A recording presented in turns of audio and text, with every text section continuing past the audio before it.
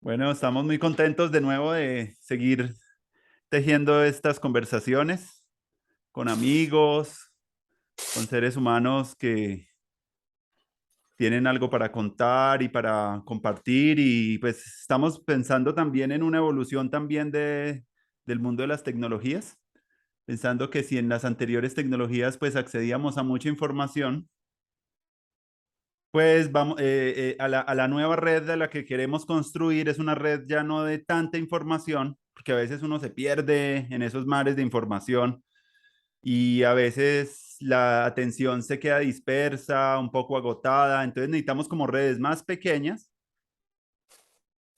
pero más ricas en reciprocidad, más ricas en encuentro, más llameadas, más de improvisación, como un enfoque más de pequeñas redes que estén como trabajando y co-creando juntas. Esa es la nueva red que queremos construir con esos programas. Entonces acá estamos con un gran amigo, Fito. Bienvenido, hermano, a compartir un rato acá en este programa. Muchas gracias, hermano. Muchas gracias por la invitación, Andrés. Un saludo. Qué rico compartir, conversar, tejer, acompañarnos un rato. Sí, Muchas gracias eso, por invitarme. A toda la mm, gente que va a compartir y a ver que nos alimentemos, ¿no? Un rato.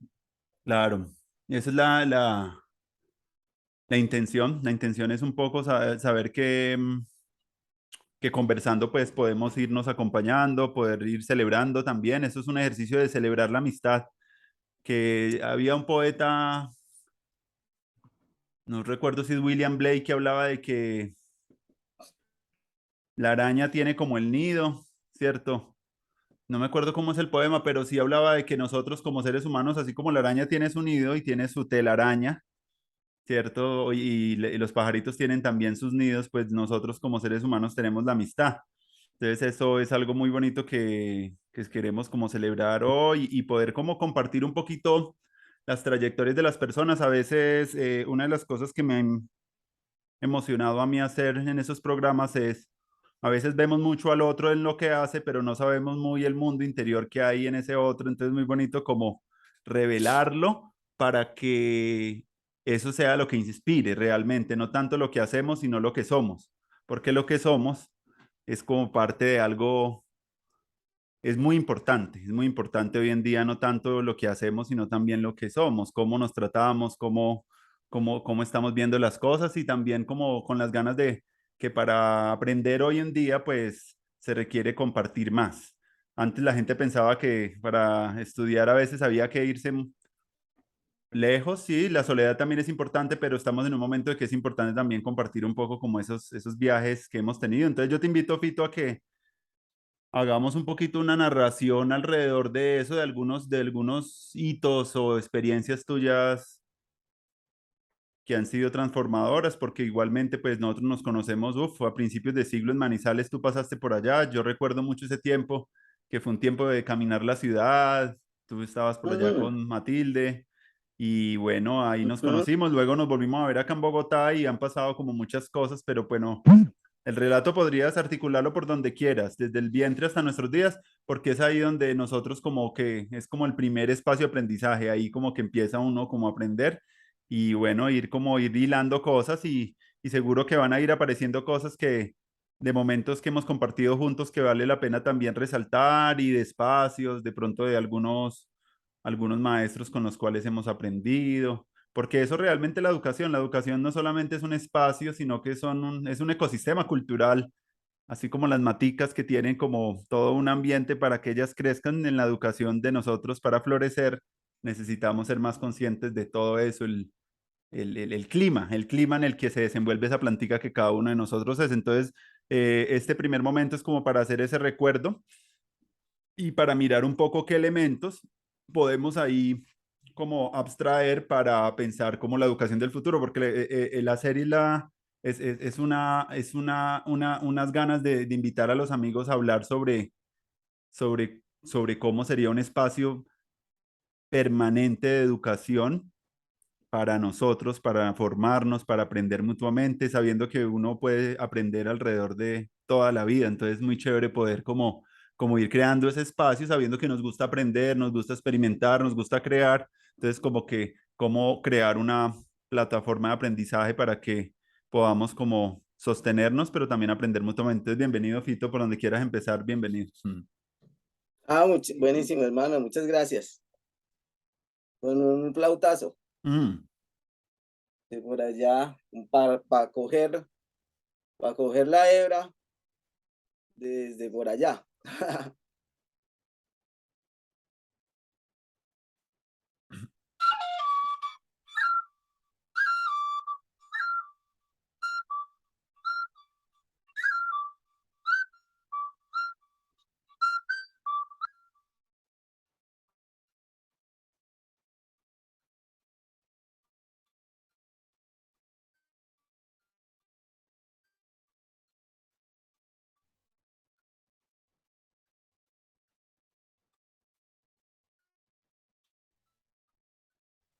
Se fue el sonido, Fito.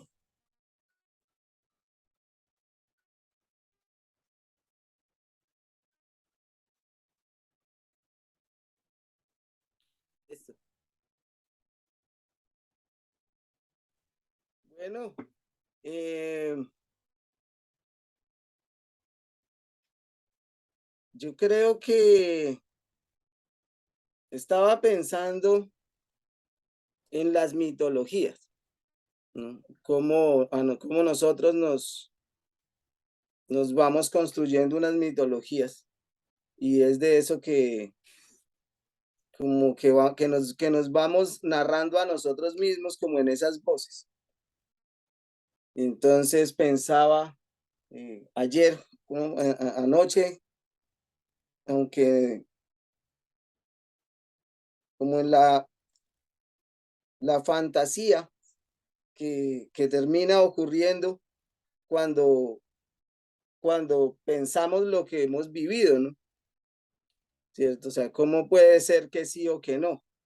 ¿Cómo, cómo se necesita de los demás para tener como un asidero de la memoria? ¿No? Como contarnos es una manera de darnos cuenta o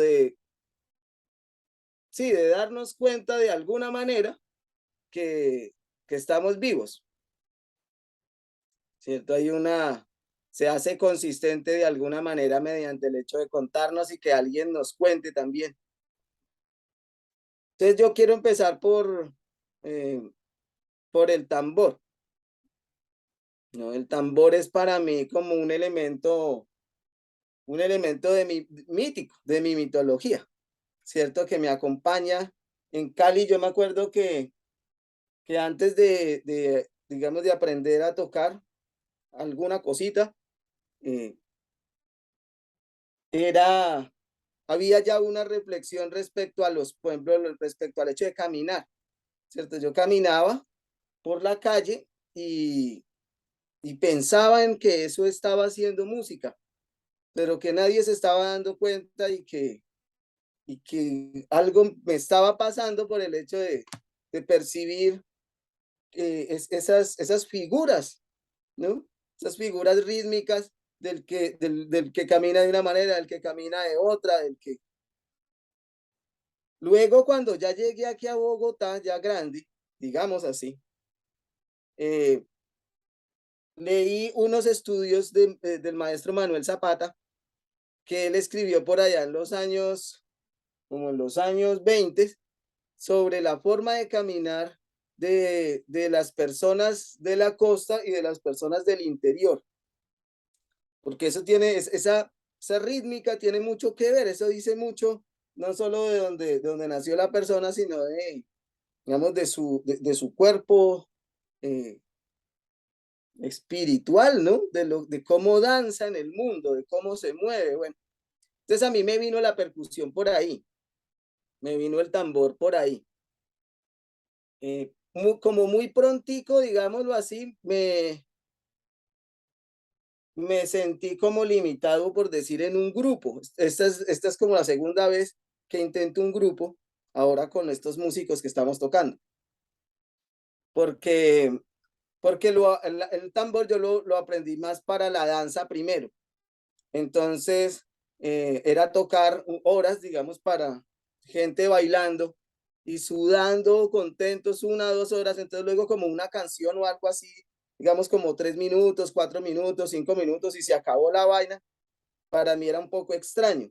No me gustaba más como esos espacios que eran más rituales donde se puede tocar 1 hora, 2, 3, 4, 5.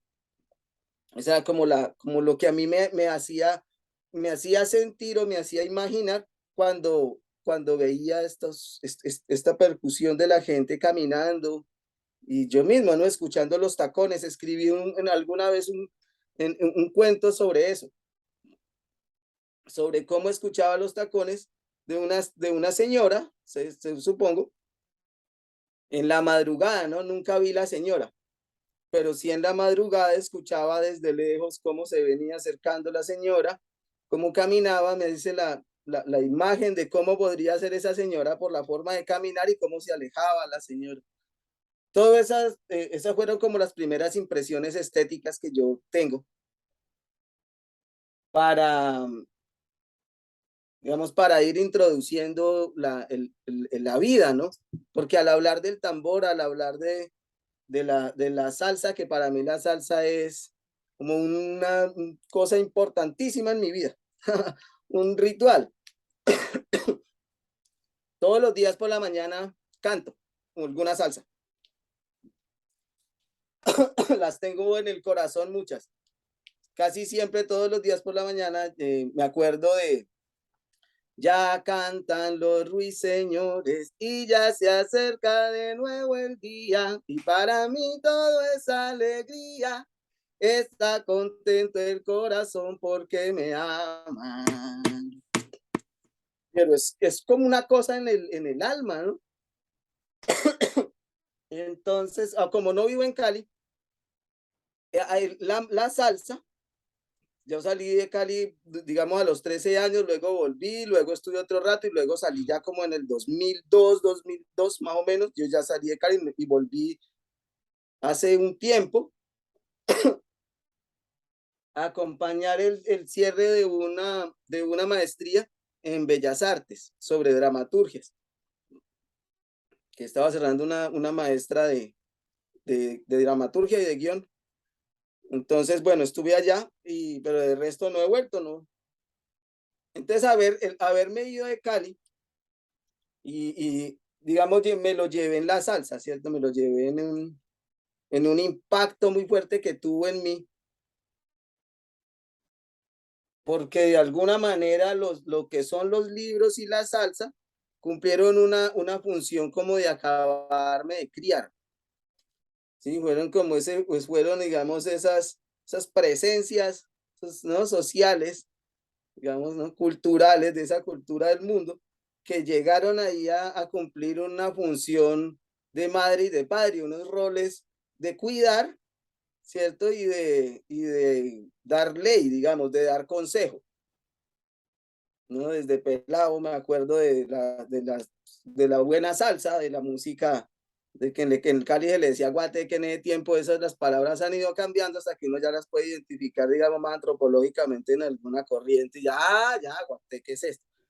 Pero al principio guateque era como la salsa dura, pero la salsa dura que era como la salsa de golpe, y la salsa de golpe era como, ¿no? Cada una eran como en última es la expresión que tiene el santo detrás, la expresión, que es lo que es el gran impacto que a mí, que me llevó y me hizo después, ahora con el tiempo, componer estas canciones y pensar en cantarlas y pensar en tocarlas, que tienen, que tienen espíritu detrás. O sea, que eso que yo me doy cuenta que me impactó muchísimo cuando yo estaba en Cali y empecé ya a crecer, ¿no? En el barrio, a caminar, como no fui me retiré de la escuela en quinto de primaria, entonces yo me quedé en la casa. Entonces, al quedarme en la casa, pues escuchaba, digamos, el radio que ponen las abuelas, en mi caso, mi abuelita y mi tío que jugaba ajedrez. Entonces, me enseñaba a jugar ajedrez, me llevaba libros y escuchaba buena música, buena música. Entonces, ahora pensé en eso, ¿no? Que el impacto gran impacto es que esta gente que estaba cantando en ese tiempo, los que me impactaban, que nos hemos estado compartiendo, ha sido un ejercicio muy bonito, ese de compartirnos música, Mm. porque detrás de esos sonidos, detrás de esas músicas, de esas performances, de esas letras, de todo ese producto, digamos, ¿cierto? Detrás de ese momento cultural, hay una corriente ancestral muy fuerte, ¿no? Que viene ahí es una misa santera, una misa o un canto para los espíritus, para los que ya se fueron, para los abuelos, las abuelas, para la naturaleza, pero en una literatura muy, eh, digamos, iluminada, por decir así, ¿sí? Porque, pues, por eso permanecen y siempre uno vuelve y las escucha y vuelve y las siente, ¿no? Así parezca como una cosa muy popular por ahí, los ejes de mi carreta, ¿no? ¿Para qué los voy a engrasar si a mí me gusta que suenen? Yo los déjenmelos así, ¿cierto? Pero, pero ahí vienen cosas muy profundas en todas esas expresiones.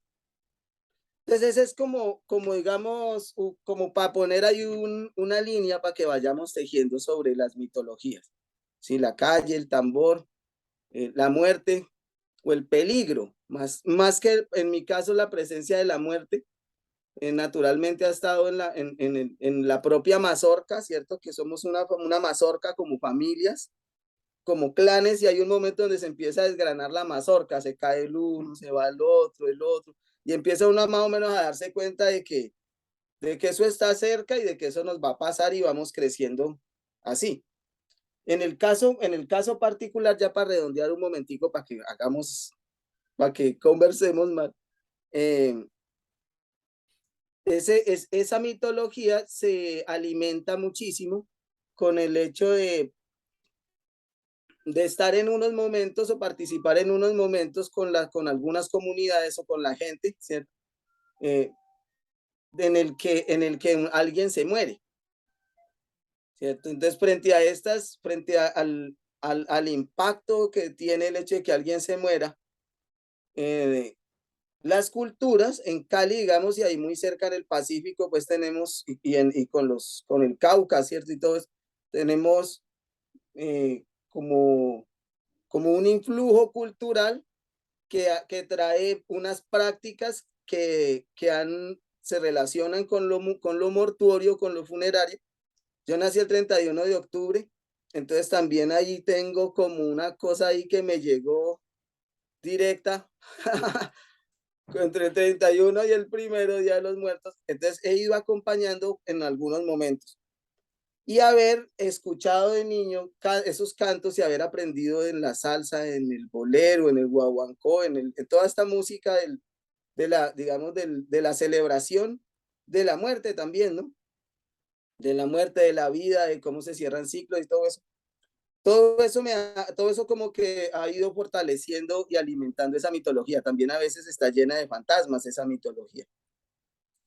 Por eso escribo, porque hay unas cosas que puedo decir cantando, otras cosas que no puedo ir cantando y toca escribirlas, y otras que toca pintarlas, y toca bailarlas, y bueno, toca hacer algo con todo lo que nos pasa, ¿cierto?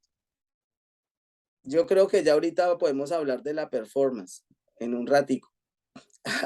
Bueno, no, pues es muy bonito ver que hay un poder como muy poderoso en la salsa y en la muerte. Mm, Tiene como algo que jala, ¿cierto? El jala jala. Hay algo ujú. como que une a las culturas y acompaña en diferentes momentos de la vida. Incluso muchas de las canciones hablan mucho del amor, pero también del desamor, ¿cierto? Como esa aceptación de la tragedia, pero decirlo cantando, decirlo con la clave, con el guaguancó, la rumba, como que es como una paradoja también, porque es cantar algo que va como con fuerza, con esa alegría para adelante, pero por el otro lado también puede estar también diciendo cosas Por ejemplo, recordaba mucho esta de Rubén Blades de que para ser rumbero tienes que haber llorado. Es lo primero que dice en esa letra y uno como, uy, arrancó eso con esos vientos, la clave, la timba, los timbales y todo eso y como que me parece muy bonito esa posibilidad de las paradojas, porque eso también nosotros somos paradójicos, no somos como, podemos como cada vez integrar más paradojas en nosotros, porque pues la vida está llena de eso, tiene como lo que tú ponías la metáfora de una mazorquita que se cae, pues esa caída es lo que nos hace sentir que estamos vivos, como esa metáfora de los pájaros del Himalaya, de los pájaros divinos, que el pájaro está a unas alturas impresionantes, deja caer el huevo y antes de tocar en la tierra, eclosiona en pleno vuelo y la primera sensación que tiene ese pájaro, ¡uah! Pucha, en medio de un horizonte así, unas montañas súper prístinas y la primera sensación que tiene es de la caída. Quiere decir como que cuando nacemos es nuestro primer recuerdo de esa muerte, porque yo siento también en mis experiencias personales, cuando he estado cercano a esos acontecimientos, que se manifiesta mucho la vida en uno, como que se hace más consciente de esa vitalidad, de la necesidad del perdón, incluso lo hemos hablado en dos programas acá con una chica que hace partería y me contaba que ir a acompañar la vida es también prepararse para acompañar la muerte, como que vida y muerte son una porque pues hay que Claro. ir con esa misma disposición a ese mismo hecho. Entonces, ahorita que se habla tanto de las dulas, ella hablaba como que unas dulas que acompañan a muerte y que la chica decía que le gustaría mucho al final, en un tiempo, acompañar ese momento, porque las capacidades parece que para acompañar el nacimiento pueden ser también unas capacidades también para acompañar a muerte. Sería lindo, así con ese mismo gozo que recibimos una vida, qué bonito con ese gozo recibir la muerte. Entonces, me parece muy rico esa oportunidad de ver ese espíritu que hay como en lo musical, porque es algo como que atraviesa muchas cosas, nos atraviesa mucho en la vida y uno siente que recuerda eso, recuerda ese poder tan impresionante que yo por lo menos no lo siento cuando dibujo, ni cuando leo, ni cuando escribo, ni cuando bailo. Como que hay un poder como en la música que es como algo único y es algo, uf, me parece que tiene un poder maravilloso. Yo no sé, yo también desde pequeño las experiencias con la música, pues por la parte de mis familias también, pues yo viví en Cali un tiempo, escuché mucho la salsa, pero curiosamente en ese momento no me convocó tanto. Fui más Ajá. como de un espíritu más rockero. El rock tal vez por la influencia de unos primos que escuchaban de pronto más rock en ese tiempo. Pero sí, curiosamente mi hermano sí gustaba más de la salsa pero en Cali se escuchaba mucho. Recuerdo escuchar a Henry Fiol por ahí mientras uno caminaba, sonaba también la Sonora Ponceña, un mundo de clásicos y todavía uno va a Cali y todavía se siente ese aroma de una salsa que... Y ya llegando a Bogotá fue que recordé, me he vuelto más salsero y me encanta y he estado como explorando mucho la música cubana y la música Ajá. y la salsa y el guaguancó y todos estos artistas así que para mí como que esos tambores, ¿cierto? Me parece que tienen un poder, Yoruba Andabo, todos esos artistas que cantan y que en las letras dicen que para tocar el sol hay que llevarlo en el corazón, decía uno de los sones que a mí misma me gustan, para tocar el son hay que llevarlo en el corazón, porque el son es lo más sublime, caballero, lo digo yo, para tocar el son hay que llevarlo en Vale. el corazón. Me gustó mucho después porque me dio la oportunidad de que una base rítmica puede uno como montarse e improvisar y es como lo tiene también el bullerengue y en esos cantos de músicas participativas, incluso la plena y todas esas que nos hemos Ujú. mandado también unos plenazos sabrosísimos también a punta de Ajá. plena, como que cantar y responder, pero entonces como que la gente no va a decir lo que sabe, sino que lo que va a emerger en ese momento una palabra, un juego de palabras, una posibilidad de improvisar en el tiempo. Eso me pareció a mí como que lo tiene el rap, lo tiene el bullerengue, lo tiene el son cubano, lo tiene esos fraseos de Ismael Rivera que ahorita tú cantabas al Maelo que tenían Ujú. una posibilidad en un mismo tiempo, miles de frases, decadencias, y eso me parece muy poético y muy poderoso porque imagínate, tiene como esa cualidad de que un grupo te permita a ti, y eso lo veo como para la educación también, como una metáfora potente para lo educativo, y es como que un grupo pone un groove y cada quien va a colorear ese groove, cada quien va a hacer el solo, ¿cierto? Y cada quien tiene ese solo único, ¿cierto? Y con Semelman aprendí mucho en Manizales que nos hablaba mucho de orquestación de los lenguajes, cómo orquestar todo eso, porque pues hay tanta abundancia, hermano, en la vida, ¿cierto? Y tanta abundancia también en la muerte, tanto regalo que hay ahí, que he empezado a descubrir también en mí que hay unas cosas que no se pueden decir como tú lo decías ahorita, solamente como cantando, ¿cierto? En algunos momentos no hay otra forma como de expresar, sino como a través de un lenguaje que conecte con algo como más originario, como con más original, más de origen, como que apela también a una raíz también muy ancestral nuestra, el canto. Es como una Ujú. forma también como de conexión, como con algo que es muy misterioso, la verdad. Eso es como una cosa que uno no sabe ni a veces ni explicar. Igualmente que yo no sé explicar muchas veces el poder del pensamiento y de la telepatía. Por ejemplo, yo ahorita estaba pensando en Emilsen Pacheco y me llamó. Yo le Ajá. dije, hermano, te estaba pensando y yo decía, yo también. Entonces como que yo decía, ahí también en esa esfera y estábamos también en un campo de quizás musical, quizás como entre amigos y cuando estamos, quiere decir también una parte bonita de las redes de amistades que también pueden empezar a crear esa, por el pensarse, por el compartir tanta afinidad que resultan creando también una red de aprendizaje también. Entonces también ahorita por la mañana me recordaba un poquito ese poder también de la música y también estos programas me lo han recordado porque también tienen que ver con un poco como con que uno habla un poco, el otro cuenta al otro, va uno como bailando, va uno como dejándose llevar e inspirar como por lo que el otro dice. Y es muy bonito porque es aprender a escucharnos, que es lo que también me parece muy bonito del acto de la música, que le enseñan unos todas esas músicas también de participación, que para poder hacer mi solo yo,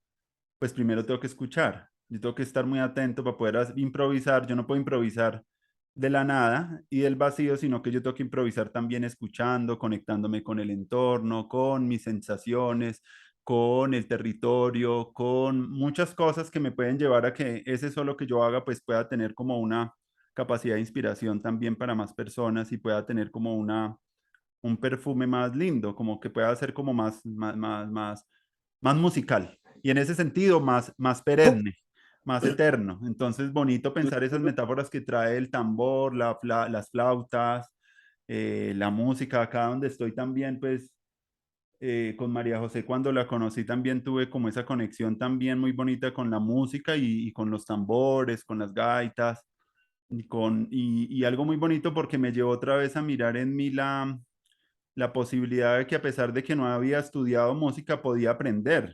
Y es otra de las cosas también bonitas que también nos estamos permitiendo en esta nueva imagen de educación, de que el Buenísimo. aprendizaje por la propia cuenta, eso tiene un valor político y un valor poderosísimo porque es la capacidad de uno como de conquistar un poquito, pues la posibilidad de hacer las cosas y aprender otra vez en el sentido de la muerte también, de aprender a ver cuáles las limitaciones, que uno no, de pronto no va a tocar mucho, pero pues lo que se va a empezar a satisfacer con su propia voz, con su propia particularidad como con lo que hace. Entonces es una cosa como que tiene un profundo carácter espiritual muy bonito porque es empezar a hacer con esa inocencia como con la que juegan los niños, como con la que se puede desarrollar el alma también de nosotros, que es un poco como experimentando y jugando eternamente con diferentes materialidades y en ese sentido también como ir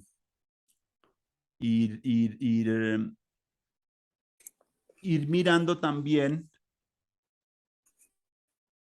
que ese entorno de experimentación para mí con las artes y con la música pues se ha dado también a través de la casa. Como que no lo he Ujú. aprendido en una escuela ni nada, pues escuchando muchas cosas, pero también como que en un cultivo muy como desde la casa, pensando la casa, y eso recuerda un poquito lo que ustedes en un tiempo acá en Bogotá estaban pensándose que en cada casa fuera un aula y esa metáfora también parecía poderosísima porque eso es como ¿Mm? llamar la atención de que todos podemos ser maestros y estudiantes, todos tenemos también como un saber que se produce habitando como nuestra casa, nuestros lugares, en nuestras relaciones de pareja y que todo eso también produce su propio valor para la sociedad, no solamente lo que vamos a aprender a veces como tan técnicamente, tan conscientemente. Entonces, son como varias cosas que me gustaría pues para ahí como poner otro hilada en la conversa también. Buenísimo, buenísimo. Está buenísimo. Me, sí, cuando iba a empezar, empezamos la conversa, eh, vino a mi mente la escuela del instante, ¿no? Ese, esa semilla de pensar es lo que estabas diciendo, que cada casa, ¿cierto? Cada fogón es un aula viva y allí hay un tejido de conocimiento, de sabiduría, que se fortalece en la medida en que se intercambia. Como cuando fui a la sierra, la primera vez me sorprendió mucho ese ejercicio tan sencillo del macuruma, le llaman ellos. Entonces el macuruma es que recogen una cosecha y llevan ahí, como la cosecha es harta y la familia no es tanta tampoco, ¿cierto? Entonces siempre va a quedar harta cosecha y no todas para vender y no todas para comerse. Hay una buena parte que es para compartir con la abuelita, con la bisabuela, con la tía, con el ni, llévele, llévele, llévele. Y es un ejercicio que hacen los niños. Entonces ellos van y llevan, arrancan los chasquis, todos estos chiquitines arrancan a llevar el macuruma, es decir, llévele allá un poquito de él. Y el otro recoge allá la suya y manda para donde el otro, y el otro manda para donde el otro, que es cuando se saluda con ayo, ¿no? Como en las comunidades que se saludan con el material. Eso, ese ejercicio de intercambio sería muy curioso que nosotros nos saludáramos así, ¿no? Que llegáramos y nos intercambiáramos un billete de igual denominación, por decir así. Eso sería también una performance interesante. Que cada que nos encontremos nos intercambiemos un billete, el que sea, ¿no? Eso lo hacen las comunidades. Nosotros lo hacemos como menos objetual, más simbólico, ¿cierto? Más intangible, que también tiene su efecto, el saludo, la mirada, la corporalidad, todo eso, ¿cierto? Pero bueno, quería llegar allá a eso del instante, porque, porque digamos, el impacto para mí del instante permanece. Fue muy, como muy importante llegar ahí y poder pensar eso en ese momento y darnos cuenta que sí, que cada casa es un aula y que va a seguir resonando y resanando, ¿no? En el tejido, ¿cierto?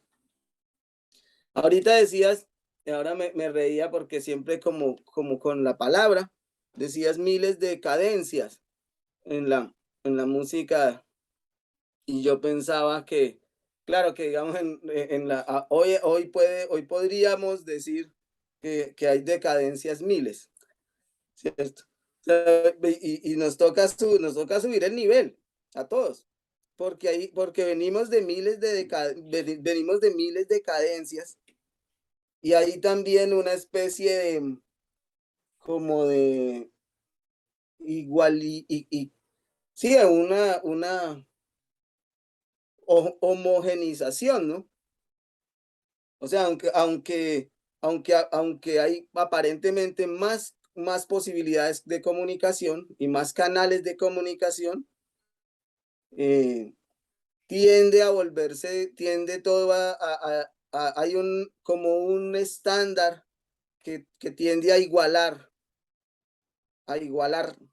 todo, ¿no? Una especie de relatividad como como del ser, ¿no? Como un estado ontológico, como que todo termina quedando todo tiene relevancia en unos momentos, como en la música, cuando uno mira los estereogramas, ¿cierto? Que se ve que tiene unos picos y por momentos se eleva y vuelve y baja, pero todo está tiene un control, digamos así, de todas maneras, en un sentido cultural.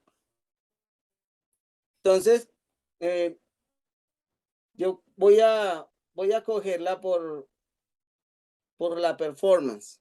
Creo que ese es como el elemento del laboratorio de la vida, digamos, que me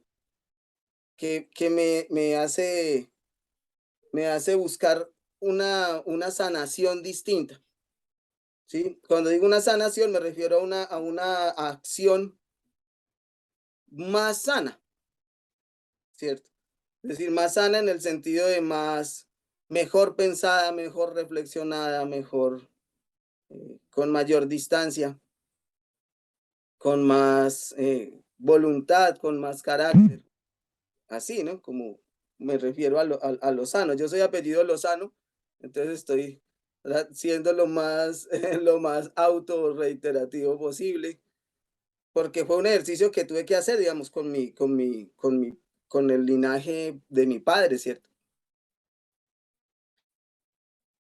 Eh, Pasar el límite fue algo que siempre estuvo ahí como latente, como que había un límite que conocer y había algo que hacer de mi propia energía. Por eso, digamos, no fui a la escuela. Porque yo llegaba a la escuela y pensaba, uy, no, pero, o sea, debería estar haciendo otra cosa yo. Muy bien que ellos estén haciendo esto y bendiciones que lo hagan, pero yo debería estar haciendo otra cosa. Entonces, la performance fue como ese acto político específico para decir, voy a, voy a sentarme a tocar un tambor sin necesariamente, digamos, ser un gran percusionista, ¿cierto? Sino ya tenía una experiencia de tocar y de tocar durante horas para la danza contemporánea. Pero ahorita quería era simplemente tocar, solo tocar, solo el acto sencillo y concreto y simple, ¿no? Como decías ahora, como los niños, con la inocencia, el acto inocente de tocar, pegarle a un tambor. Cuando pensé las primeras 70 horas, fue, digamos, como un acto que parecía una locura, ¿cierto? Los maestros de música, algunos me preguntaban, pero ¿qué va a tocar? O sea, como, ¿qué va a tocar, no? No podía contestar yo eso, ¿qué iba a tocar? Ni tenía un repertorio, ni pensaba, bueno, después de esto va a seguir esto y luego va a seguir lo otro y tal, nada. No habían canciones, no había nada de eso, era solamente voy a tocar y voy a estar aquí desde las 4 de la tarde del miércoles hasta las 2 de la tarde del domingo. Todos los agostos, siempre me acuerdo, porque fue del 13 al 17 de agosto para para las fiestas del mangostino allá en San Sebastián de Mariquita, en la casa de la segunda expedición botánica. Y fue una experiencia, digamos, transformadora completamente, porque se movieron unos límites mentales, unos límites, digamos, de concepción de vida, de concepción de mundo, de creencias, ¿sí? Como por decir que una persona se muere si no duerme, no sé, a mí me decían eso, ¿no? No, una persona se muere y no duerme 48 horas, 50 horas, una persona duerme, una persona no puede dormir, no puede estar así, se va a deshidratar y no, o sí, o es un suicidio, o no, o sea, mejor dicho, cualquier cosa. Todas toda digamos, la avalancha de negación, de negantropía cultural que tenemos, ¿no? Todas las posibilidades para decirte eso no se puede hacer, no lo puedes hacer. Eh, uno en esos momentos parece una persona terca, ¿cierto? Como, pucha, qué terquedad. Pero de todas maneras teníamos como un aliento en el corazón, Y lo que decíamos cuando nos conversamos, entonces yo le conté a mi mamá, a mi madre, ¿cierto? A Matilde, que ella caminó conmigo después por Manizales también. Entonces yo le conté, yo tenía 28 años y le dije, mamá, voy a tocar 100 horas. Entonces ella me dijo, bájale un poquito. Entonces yo le dije, bueno, 70. Me dijo, bueno, listo. Pero como pensando como una poesía. Entonces pensamos como poesía. La imaginación poética o la fe poética tiene un impacto en el cosmos, ¿sabes? Esa capacidad imaginativa tiene un impacto en el cosmos muy grande Mm. y afecta al cuerpo, afecta la energía, afecta la creencia, afecta el entorno. Entonces nosotros pensamos que no iba a ser, que no iban a ser 70 horas, que no iban a ser varios días, sino un solo día. Era un solo día.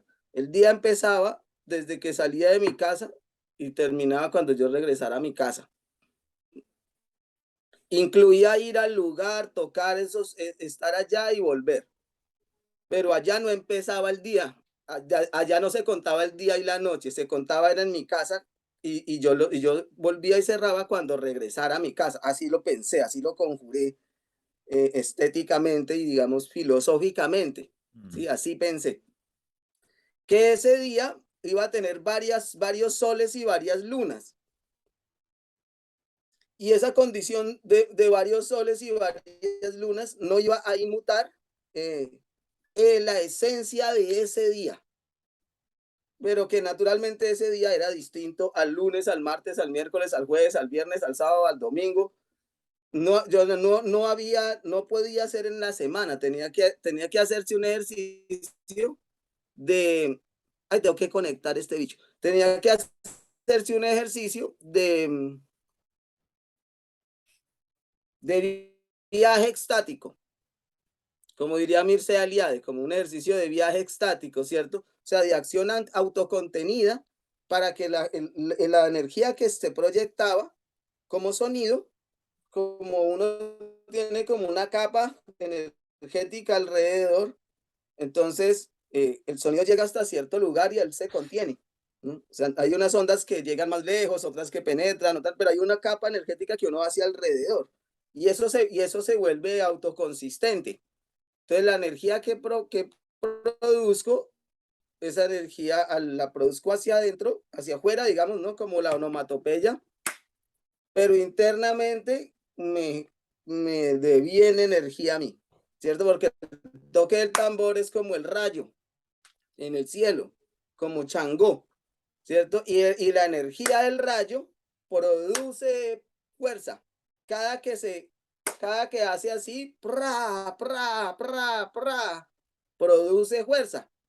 Entonces, si yo estoy pensando, si yo no estoy pensando mitológicamente, cada golpe de tambor y esa composición, entonces me canso, me, no me enfermo, no puedo ni ir. Le creo a todo el mundo, ¿sí? Creo en lo que no conozco, o sea, creo que eso es imposible porque todavía yo no sé si es posible o no. Entonces esa fue la primera experiencia, digamos, que a mí me, me hizo como avisar, por decir así. Tuve un tiempo, que eso es otra cosa muy bella de la obra, ¿sí? Y es eh, el tiempo que nos damos para hacerla. Es una maravilla que nos podamos dar un tiempo y que ese tiempo pueda ser compartido, digamos, que sea lograr, ¿no? Como yo ubicamos unos tambores, los tambores de las bandas de los colegios, hay dos colegios allá, y entonces acompañé los pelados de los colegios, esas bandas tenían sus directores, pero en un momento acompañé las bandas en el montaje de unos temas de salsa para los festivales de las bandas. Entonces en salsa montaron esta de, y entonces, ¿de qué vale que? Y esos chinos ahí, pam, pi, piri, pa, pam, para, pi, pi, pim, pam, pam, pam, con sus liras y su vaina y tan, una Mm. chimba. Y la otra banda montó Cali Pachanguero. y se ganaron el primero y el segundo puesto. Entonces estaban contentísimos. Entonces llegaron allá a tocar todos los chinos, todos contentos.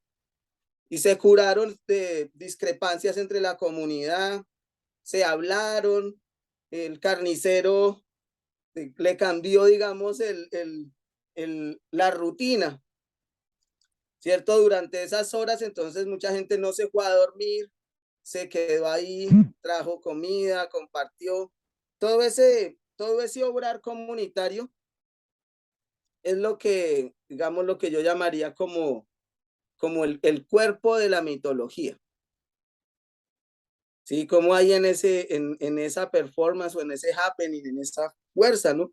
Porque no soy yo tocando ahí solo, sino que puse unos como 20 tambores alrededor a tocar sin esperar que alguien supiera tocar. Entonces, claro, al principio la gente se sentaba de lado y ni tocaba el instrumento. Luego a la media hora se volteaba hacia el instrumento. Y al rato ponía las manos y por ahí de vez en cuando hacía así. Ya por allá, cuando ya estaba completamente olvidado el tema, veía uno la persona tocando. Y al otro día volvía con ánimo y se acordaba que en la casa tenía unas maracas o un cencerro, o no, o traían comida para el otro, o traían agua, o cada una de esas cositas era para mí como esos pies que te digo de la gente, como esas arañitas, decías, ¿no? Tejiendo con todas sus patas sin perder el centro, no tejiendo, tejiendo, tejiendo, tejiendo, tejiendo, tejiendo, tejiendo. Como ese laboratorio de la vida, yo pienso que luego tocamos 108 horas y luego 10 días y 11 noches. Wow. Que ha sido el tiempo que más he estado, digamos, despierto, tocando. Y ha sido muy enriquecedor, digamos, muy tranquilizante, ¿sí? No digo que no me azare, no digo que no me pase lo que le pasa a los cuerpos y a las mentes, pero no deja de tener efecto el hecho de traspasar unos límites de una manera segura. Como lo que hacen lo que contaba un amigo en el circo, que era como correr un riesgo de una manera segura, porque tú sabes que te puedes caer, pero tú sabes que de Claro, pronto hay otros que te están acompañando y que hay una energía, digámoslo, de contención, de seguridad en un momento donde estás en un limbo, en un momento ahí como entre la cuerda floja. claro, claro. Chévere. No, me pasó que tocando esas 70 horas, hermanos, llevaba como unas 56 horas. Era la última noche del sábado. Terminábamos el domingo a las 2 de la tarde. Entonces era la noche del sábado como a las 12 de la noche, que era lo más prendido. O sea, ese fue el lugar de remate de todos los sitios, todo el mundo fue para allá. Entonces llegó un señor, rector de un colegio muy querido, había llegado el hijo como de México, y el señor llevó un Red Bull. Y entonces él me lo echó en un vasito. Yo estaba así tocando un timbal y ya llevaba 50 y pico de horas y estaba en un viaje sin comer nada, o sea, comiendo muy poquitico y agüita solamente y no sé qué, en un viaje. Y el hombre llegó y me dijo, vea, tomes esto, que esto le va a sentar muy bien y le va a dar energía y no sé qué. Yo me lo zampé de una. Chan, hermano, y empecé a percibir como todo el mundo cambiaba energéticamente. Las manos seguían tocando, yo veía las manos tocar, pero me di cuenta como se fue, o sea, como el azúcar, me Mm, quitó toda la energía y yo veía que las manos seguían tocando, pero yo ya sabía que algo está mal, está algo mal. está mal. Mm. No, algo está mal y esto no debería estar pasando y, y no puedo parar, era lo más difícil, no puedo parar. O sea, si paro, me muero, mejor dicho. Si paro, me muero. ¿Por qué? Porque entré en un coma diabético. Yo tengo hipoglicemia, entonces me llevaba, digamos, sin comer y en una deshidratación controlada y bueno, en un viaje sin dormir. Entonces esto fue así, ¡bah! Y vino la doctora, me puso ahí una pruebita, se dio cuenta que sí, que me tenía que ir ya para el hospital. Y entonces, pues, fue un momento en el que como un limbo, y estaba escuchando por la mañana a Borges hablar sobre Dante. Y entonces, decía que esas imágenes que cuando la persona se muera, ¿no? Para ahora llegar a la muerte, cuando la persona se muera, esas imágenes no, van a ser como un jardín en relación a lo que cada persona va a ver cuando se está muriendo, cuando se muere, ¿cierto? Todas esas aproximaciones. O sea, decía Borges, el gran ausente de la Divina Comedia, el gran ausente es Jesús, ¿cierto? Porque se supone que no puede estar allá en el infierno, entonces no puede conversar con él, no se puede encontrar porque allá no hay nada bello. Entonces, o sea, como eso es como una escolástica de la manera como él escribe, entonces usa esos cánones, ¿cierto? Los cánones del horror y los cánones de la belleza. Aquí en este ejercicio, cuando se pone así en juego la vida, como en la performance, y te vas en un viaje estático, confiando en una comunidad, pasa un momento de crisis así. A mí ya en todos me ha pasado. Aquí fue el tomarme la vaina. Y wow, me va a morir, pensaba yo, pero no puedo parar, no puedo parar. Pero decía, no, evidentemente esto no está bien y la doctora tiene la razón, pero yo no puedo parar. Y yo le decía, ya no, no, no puedo parar. Y ella me decía, no, pero es que si no paras te vas a desmayar. Y yo le decía, sí, yo sé que me voy a desmayar, pero no puedo parar. Entonces, ¿qué hacemos? Entonces, pensando rápido, ahí, ram, pam, pam, pam, pam, pam, tin, tin, tin, tin, tin, pensé un tinto, volví a Cali. Los referentes, digamos, más de la raíz, ¿no? Que era el sabor más profundo, un café oscuro, sin azúcar, que me hacía mi abuela en la madrugada, ¿cierto? A las 5 de la mañana me decía, mijo, desmonte que ya llegamos. Me levantaba a las 5 de la mañana y me sentaba a escuchar los pájaros y me daba un tinto y me decía, bueno, ven, vamos allá a amanecer y ya, listo. Ta. Pensé en un tinto, entonces se fueron y me consiguieron un tinto. Y yo paraba 10 minutos cada 2 horas para hidratarme o ir al baño. Y paré, me tomé el tinto y todo se compuso. Es decir, sí, todo se compuso. Todo aprendizaje tiene unos bordes, digamos, esos bordes de la navaja, esos bordes del conocimiento. El conocimiento duele así sea un poquito, pero mueve, lo mueve a uno, ¿no? Lo saca de su lugar. Tengo que conectar Dale. mi aparato porque si no se nos corta la comunicación. Bueno, yo te iba a preguntar entonces hay un aprendizaje que no viene tanto por un aprendizaje como más racional, sino como algo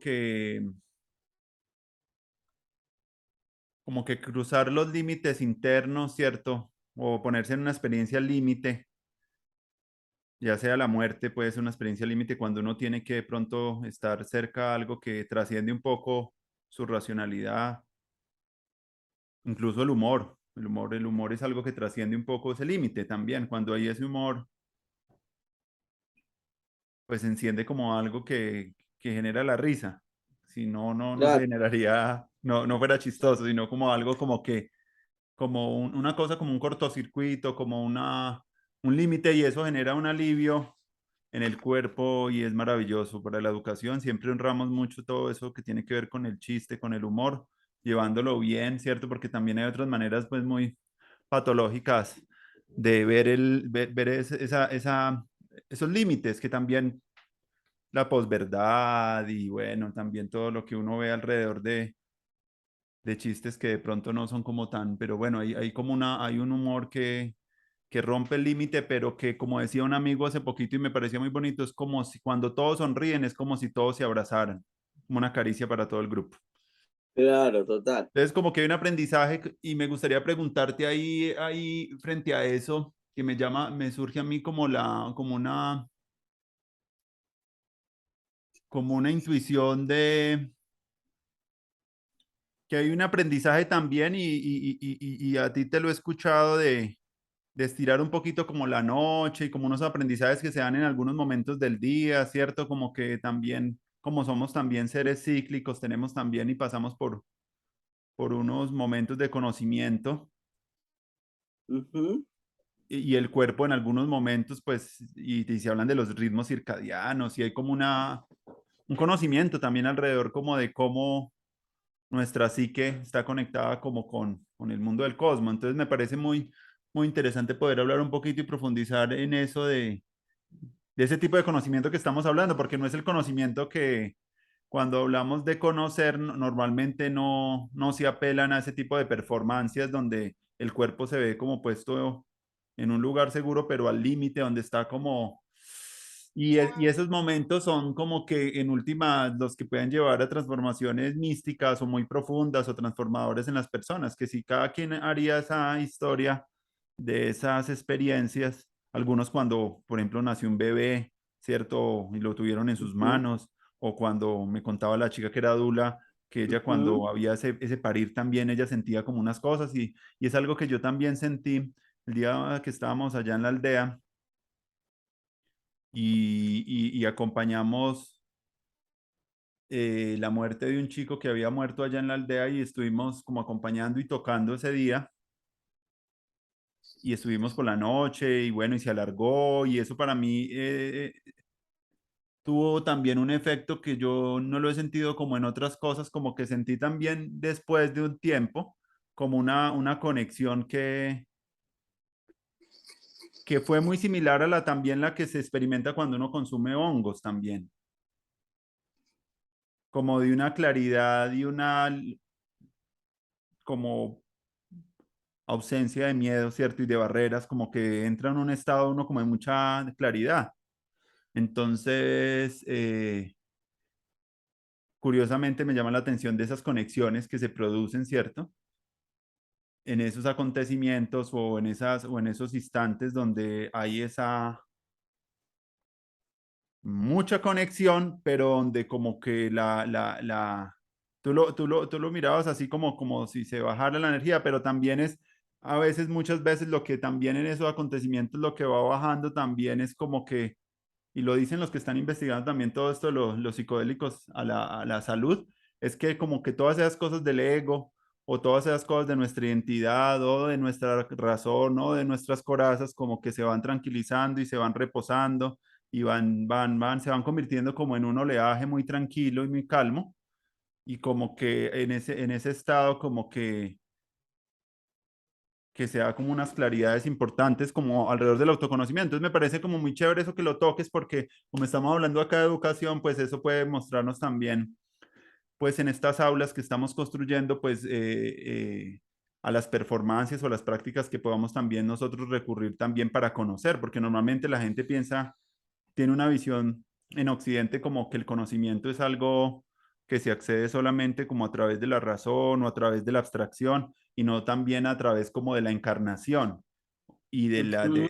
de que algo lo atraviese a uno. Por lo menos yo siento que acá en Colombia, ahorita que se habla de la Comisión de la Verdad y de empezar a relacionarnos con verdades que son muy dolorosas y con, pues eso bien llevado, con la performance adecuada, con el ritual, con la música, con el tambor, pues pueden lograr que esa sensación se convierta como en una composición, en una orquestación, en una orquestación de alma, ¿cierto? No solamente quedar todos ahí como en la tragedia, sino como lograr que eso mismo nos lleve como a la liberación de los potenciales divinos que hay en cada uno de nosotros y que nos haga ser más plenos y que nos haga ser tener mejores relaciones, como que considerar como que si tenemos esa verdad dura, eh, la verdad de la muerte, del duelo, de la limitación, de la enfermedad, pues esas cosas pues deben llevándolas bien, porque yo creo que si eso si no se hace bien, puede retraumatizar o si de pronto eso no se sabe hacer muy bien, deben empezar la sociedad a tener como mayores herramientas para que, por ejemplo, lo que yo aprendí también en el pueblo Mizá, que me pareció muy lindo una vez que fui, no sé si te lo había contado antes, pero pues fue muy bonito porque yo fui a hacer algo y eso se volteó porque había un acompañamiento a un líder que había muerto y todos a tocar y fue chirimía, una olla de grande como gigantesca y había música y ahí también tuve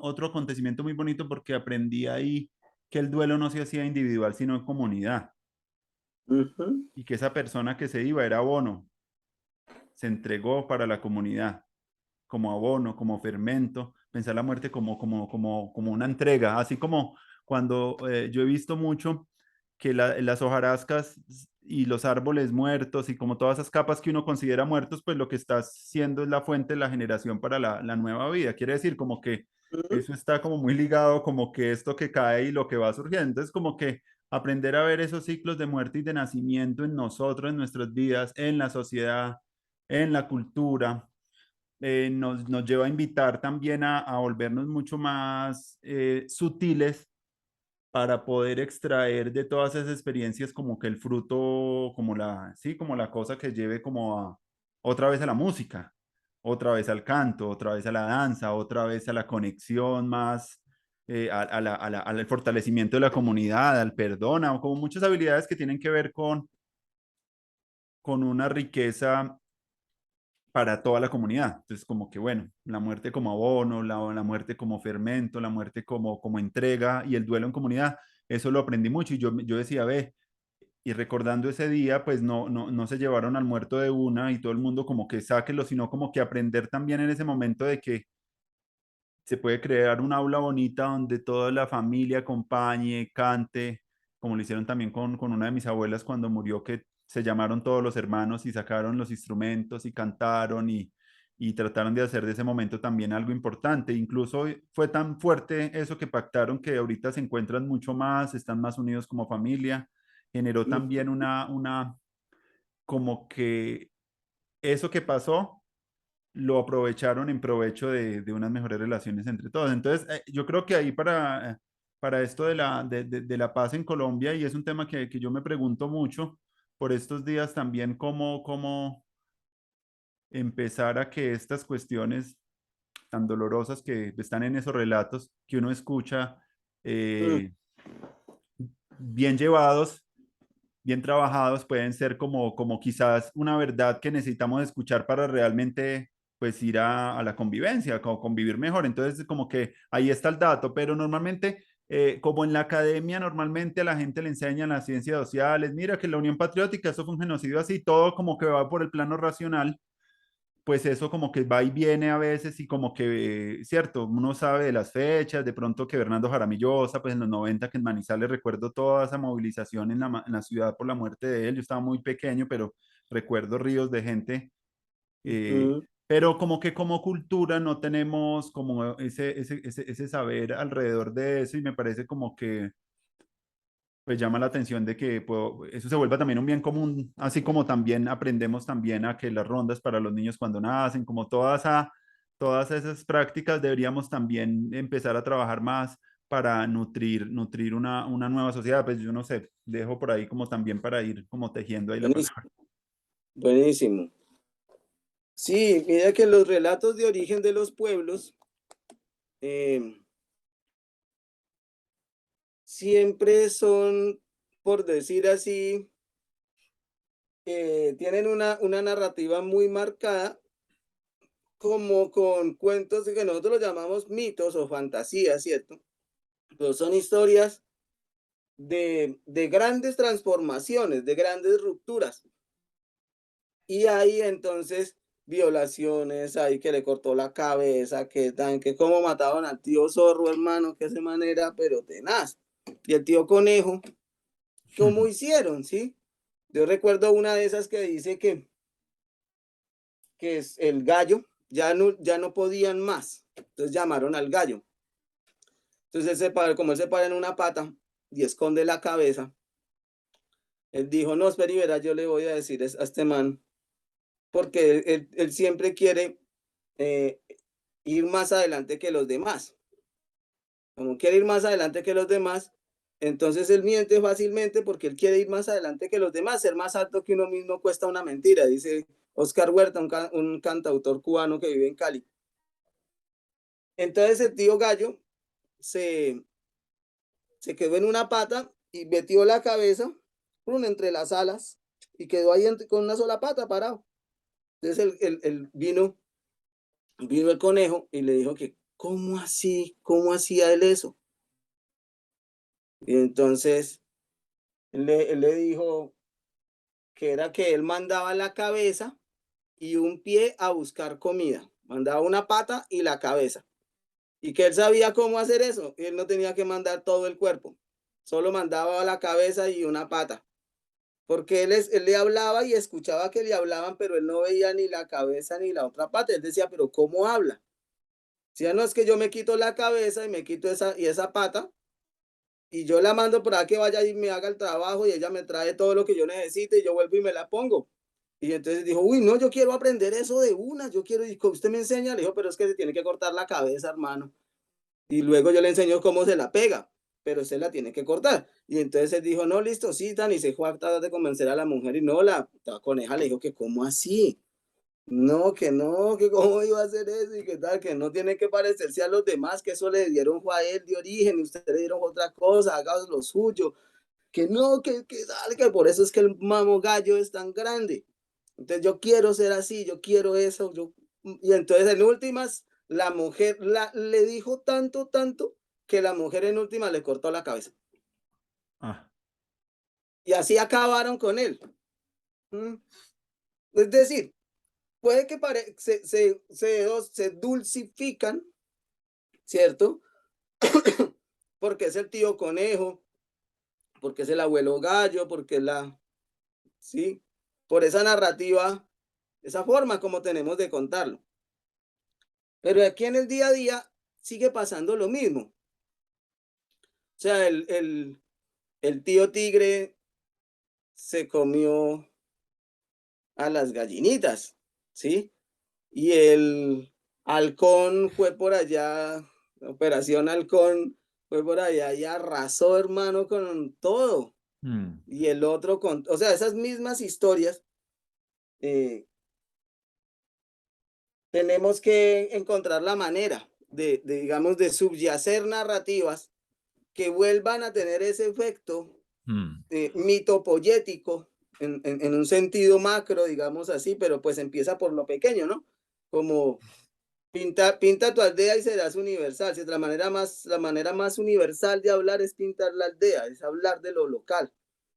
Entonces, como las propias historias de uno, ¿cierto? O sea, por ahí empieza la comisión de la verdad, digamos, ¿sí? Es la misión, la primera misión como de transformar nuestras narrativas, Mm, de ver que lo podemos sentir de una manera, lo podemos decir de la manera conocida, ¿cierto? Como unívocamente, pero también podemos, eh, por el arrebato místico. Yo quiero llegar allá a lo que decías ahorita, de estas formas de aprendizaje o de experienciación o de, de laboratorio, del el arrebato místico. mm, Antes de yo pensar, antes, digamos, de ir a la Sierra Nevada, que fue mi primer contacto con los pueblos indígenas, ya en territorio, porque el primer contacto real, digamos, aquí, por fuera de Cali, fue aquí con los muiscas, ¿cierto? Con la comunidad muisca, en la Maloca del Jardín Botánico. Y el papá de mi mamá era desde los Pastos de Nariño, entonces yo traigo de ahí como ese aire, ese aire aguileño. Entonces, ya digamos, cuando yo veo que los pueblos tienen una administración por su ley de origen, tienen una administración de la naturaleza. Para las performances, es decir, para generar esta instalación de frecuencia, de ritmo, de compartir, de conocimiento, que para mí eso es un aula. O sea, un espacio de aprendizaje, hay que instalarlo y debe tener como en el teatro, digamos, unas leyes que están ahí, que son tácitas y que permiten que entre todos nos intercambiemos libremente conocimiento, ¿cierto? ¿De acuerdo? Estoy hablando ahí, abriendo varias hebras, pero ya llegamos allá a un solo punto. Me acuerdo del maestro Enrique Buenaventura en Cali, cuando en el TEC le decía a la gente, bueno, listo, párate allá en el escenario, las personas que llegaban nuevas con ganas de hacer teatro. Y él les decía, párate allá y haz lo que quieras. Y entonces, eh, cuando le decía a la persona que hiciera lo que quisiera, pues la persona se bloqueaba inmediatamente. Y él luego le decía a la persona que se bloqueaba porque no conocía la ley. No porque no fuera buena para el teatro, sino porque el primer bloqueo que puede ocurrir en un espacio de libertad es no conocer la ley, no saber qué hacer, ¿cierto? Entonces, si usted conoce la ley o algunos elementos que establecen esa escena, entonces ahí no hay absurdo. Y si hay absurdo, tendría lugar, digamos así, ¿cierto? Entonces, las, los procesos me ha parecido en mi propio, digamos, estudio, ¿no? De mi vida de la gente, de la sociedad, que es fundamental las iniciaciones. Entonces la gente me parece que pasamos de niños a adolescentes, de adolescentes a jóvenes, de jóvenes a adultos, de adultos a, ¿sí? A Mm. viejos, pero a veces no están muy claras las iniciaciones, eh, el poder que tiene una iniciación consciente. Entonces nos vamos iniciando en el conocimiento en la vida por, por, por la red relacional, ¿no? Porque, cierto, a veces usted cómo conoció las mujeres, ¿no? Porque mi tío me llevaba a no sé dónde, o porque mi papá, o porque no sé qué, o porque fui con unos amigos, o porque vi tal cosa, o porque, Mm. ¿cierto? Siempre por fuera. Conocí tal cosa por las relaciones exteriores. Pero cuando pensamos en una iniciación, que también es algo a lo que lo lleva a uno el camino, digamos, del arte, ¿cierto? Que en algún momento te pregunta por eso siempre. La iniciación tiene esa búsqueda del conocimiento propio. Y esa búsqueda del conocimiento propio, poder organizarla en un relato que dé cuenta de lo mejor que puede dar cuenta y lo peor que también está, ¿cierto? Lo bueno y lo malo, pero, pero que dé cuenta de los elementos en su justa medida y eso requiere un relato mitopoyético, es decir, una enunciación propia de dónde vengo, qué hago aquí, cómo son mis regulaciones, qué hago con las pulsiones psíquicas y para dónde voy, Mm. ¿cierto? Esos cuatro elementos son fundamentales. En mi caso, cuando yo fui a tocar con las comunidades estas horas, eran, estaban ordenados en la mente, digamos así. Cuando llego a las comunidades, me doy cuenta que las comunidades devienen conocimiento de de cómo están las nubes, del tipo de luz que hay, del tipo de viento, de los animales que llegan, de, sí me hago entender, o sea, y todos esos otros seres que nosotros los vemos como, como estamos superando, yo creo que todavía estamos superando el romanticismo, o sea, ese aspecto bucólico del romanticismo, de ver en la mayoría del tiempo la naturaleza como el escenario en el que ocurre la vida de nosotros. Y eventualmente, en algunos momentos, y pues por la gracia de la divinidad, ¿cierto? En algunos momentos y en unos más que otros, se quitan unos velos, hay unas epifanías y hay unos destellos, ¿cierto? Como dice James, unos saltos al hiperespacio de la conciencia, que hacen que se vea la naturaleza y se tenga ese espejo del microcosmos y el macrocosmos y haya como una vuelta, ¿no? Un reordenamiento del relato en el que ya solo lo que a mí me pasa y de lo que me acuerdo no es lo único, sino que la naturaleza entra a tener un gran espacio y transforma sustancialmente el relato. Y mucho de lo que es doloroso en el humano tiene metáforas digamos, ahí sería muy interesante como poder poder identificar eh, el poder de las metáforas. Hoy decía Borges en esto que estaba escuchándolo anoche, estaba escuchándolo sobre la metáfora y decía que la creación de metáforas nuevas es un servicio social, decía. Es un servicio social muy importante, la creación de metáforas nuevas. Es decir, la creación constante de herramientas para pasar de la idea a la forma, ¿no? Porque la metáfora, cuando la metáfora tiene ese poder poético, eh, tiende a volverse alegoría, ¿cierto? O sea, tiende a pasar de lo representativo a lo presentativo, ¿cierto? Se vuelve política, empieza como por una especie de abstracción, pero termina volviéndose un acto político. Entonces, las iniciaciones son como uno de los elementos que es muy importante, me parece a mí hoy día, para la fuerza de la generación, ¿sí? Que la gente en las comunidades, los jóvenes entran a su mayor momento de energía comunitaria y como entran allá y van a desplegar como el sol sus capacidades, hombres y mujeres, la iniciación es muy importante. Las historias con las que entran, las historias de paso, las historias de maduración,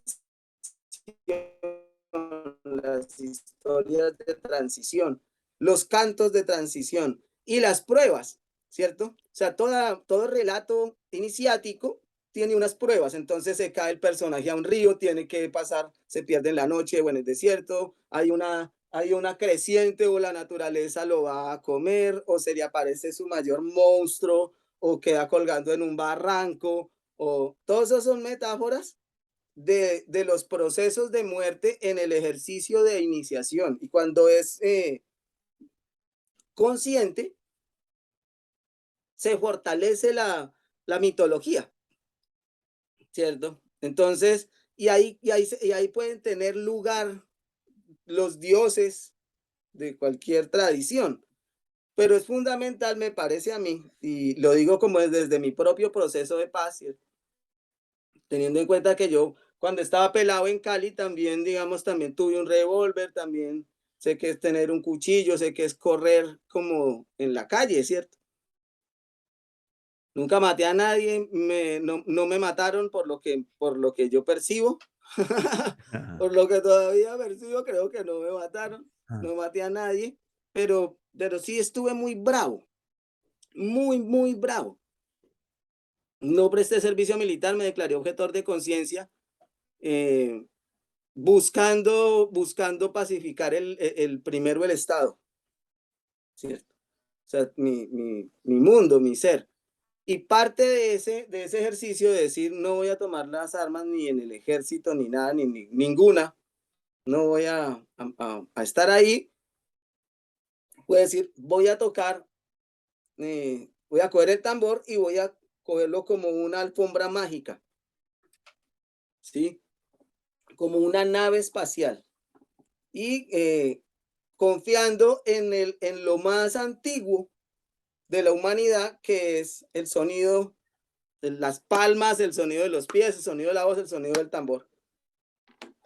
En las comunidades indígenas, el tambor es el primer canto del bebé, ¿cierto? Cuando suena, ¡pa! Nació el primer hombre de la humanidad. O habló Changó, mandó energía, ¿cierto? Me manda palabra. Tener la cabeza libre también de una cantidad de relatos que son propios de la escuela, de la universidad, ¿no? Y no haber tenido eso, digamos, nunca haber estado preocupado por un parcial, no saber, nunca haber tenido, no saber qué es eso. Entonces ahí metí otras informaciones, ¿cierto? Y esas informaciones me devinieron como esa voluntad, la voluntad de pasar límites y de buscar conocimiento propio y de tener en cuenta el tiempo que estamos viviendo, que digamos al hablar de los indígenas, al hablar de la palabra de origen, al hablar del tambor, al hablar de la celebración, ¿cierto? El fuego, de todos estos elementos que están en la naturaleza y se empiezan a presentar, ya digamos, me parece a mí que que nos corresponde a nosotros bajar la conversación, digamos, de los fenómenos neochamánicos, donde se da cuenta,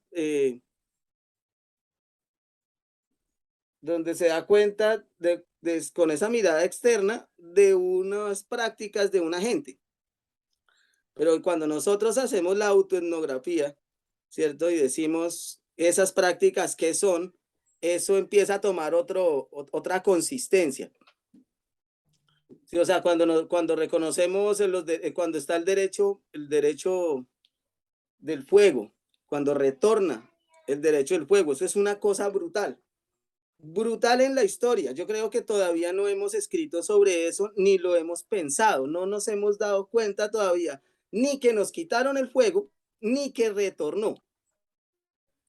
¿Sí? No estaba en la Constitución del 91 todavía. Digamos, no ha estado nunca. Y es uno de los mayores poderes que retornó, ¿no? O sea, en los derechos afirmativos, que fue algo que ganaron los pueblos indígenas, lo ganó ATI hace más o menos unos 10 años, el derecho de reconocer que las personas que llevan mochila y están caminando alguna palabra de con comunidad no se les puede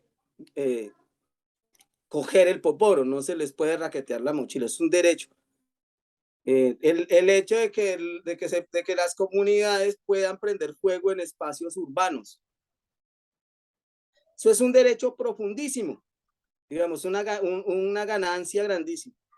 El hecho de que se pueda volver a los lugares sagrados, eso es una ganancia grandísima. El hecho de que se pueda poporear, se pueda comer ayo, ¿no? Antes de la Constitución del 91 no se podía, ¿cierto? Para los mismos pueblos todavía es como en ese embate. Entonces, yo siento que estamos hablando, digamos, profundamente del amanecer, ¿sí? Es decir, de un evento del que hablaron todos los pueblos de distintas maneras y los iluminados de todos los tiempos, desde la literatura, ¿no? O sea, la literatura francesa, los rusos, los del Medio Oriente, los de Centroamérica, los de toda parte, desde las distintas maneras, ¿no? Narrativas, venían hablando del amanecer, de que iba a amanecer, ¿cierto?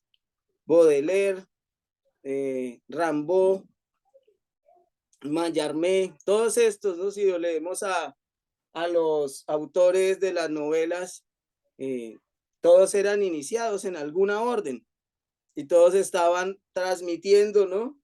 Dostoyevsky, Tolstoy, Flaubert, Rabelais, todos estos grandes estaban transmitiendo a través de esas maneras artísticas unos códigos que nos decían el nuevo hombre de Nietzsche, ¿no? Todas estas formas por distintas maneras diciendo va a amanecer, ¿cierto? Es decir, va a entrar la humanidad en otra onda. Y esa otra onda es una onda donde va a salir una luz así tremenda y va a empezar a calentar todo y va a llegar, se va a despertar la memoria antigua, porque eso es la naturaleza de la mañana, ¿no? Cuando llega la mañana todo se ve. Entonces, yo creo que ahora que todo se ve, nos corresponde, digamos, a los que hemos estado transitando nuestra propia noche, ¿cierto? No solo la noche larga de los 500 años que ya terminó, ni la noche larga de Colombia, que hemos tenido una noche larga, sino nuestra propia noche, ¿cierto? Esa noche del conocimiento, no estamos diciendo necesariamente que ya vemos los rayos del sol, estamos como en una luz oscura de la madrugada, pero ya tenemos conciencia que amaneció. Y esa conciencia, digamos, para mí es la conciencia de la muerte, es decir, la conciencia de la transformación, la conciencia del cambio constante y la conciencia de la celebración que ello implica, ¿no?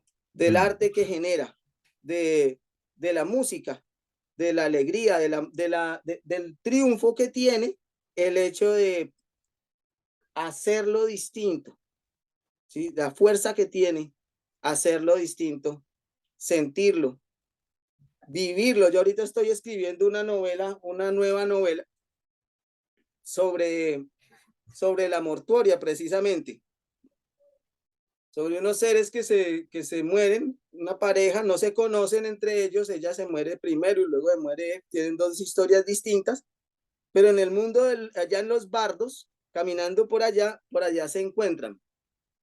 Ella va, estoy usando un poco ese personaje, el personaje de la mujer, para, elaborar como el dolor que me quedó de los estallidos social y de la cantidad de jóvenes y muertos y de Asesinados. personas, ¿no? Mm. Policías y jóvenes y de todo.